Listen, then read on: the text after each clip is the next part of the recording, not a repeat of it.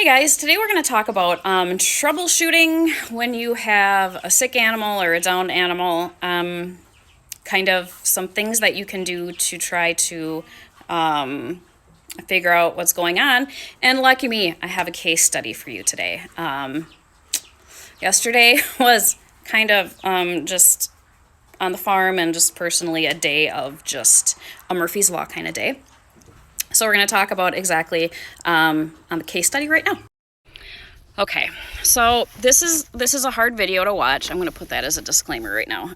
So this is Gwen. Gwen is a 5-year-old Oberhasli doe who's in milk. Okay, so she was a little bit on the thinner side, and I wasn't terribly concerned about it because she's one that sometimes, she's a milk cow, so sometimes some seasons, every bit of energy that she has goes into her milk. And so that's something that we just have to deal with sometimes.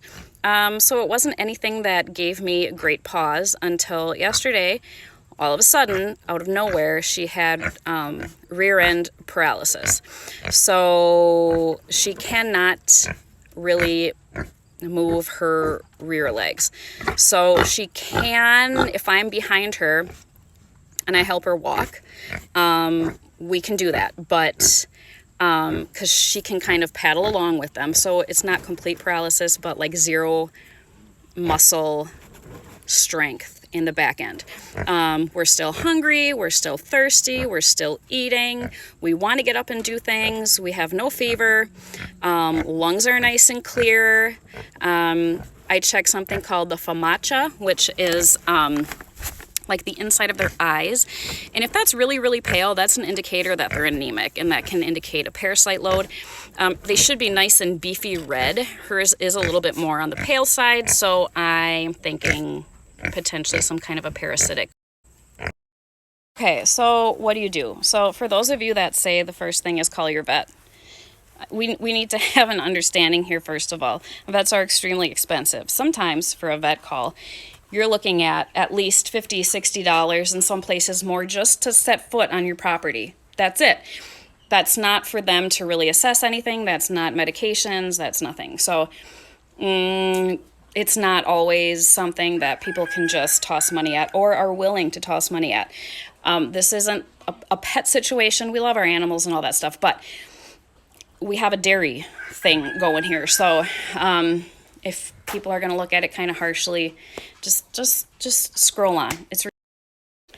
So whenever I have a sick animal, number one, I'm going to listen to heart and lungs. I'm going to get a temp on them to see if they have a fever. Those are great baseline places to start. Check the FAMACHA, which is that inner part of the eyelids. So these are all really great places to start and kind of go there from there. Poop too. Poop is a big one. Check poop. What's going on there? Are we having diarrhea? Anything like that? Her stools are completely normal. So the first thing I thought of was polio/listeriosis, which is nothing like human polio. Okay, it's not. Don't think of it like that at all.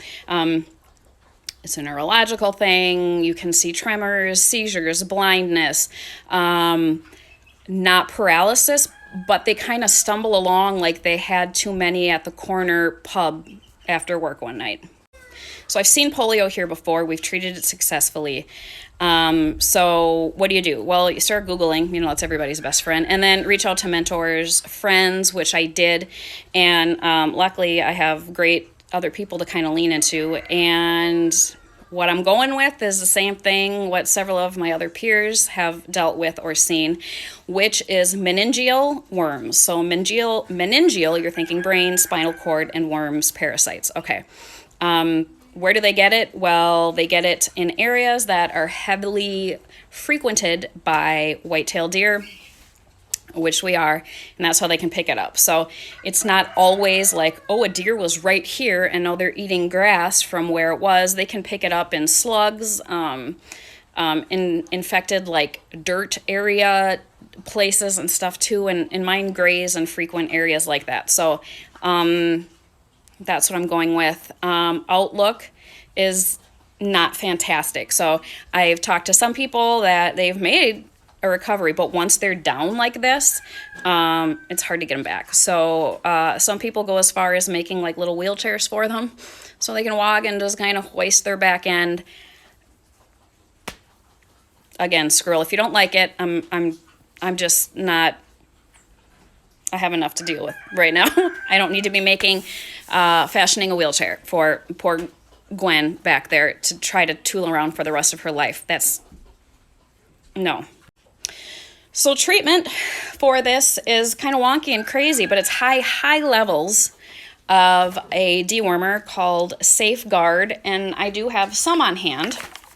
I have this little container right here. And you dose them with 10 times the prescribed dosage. 10 times.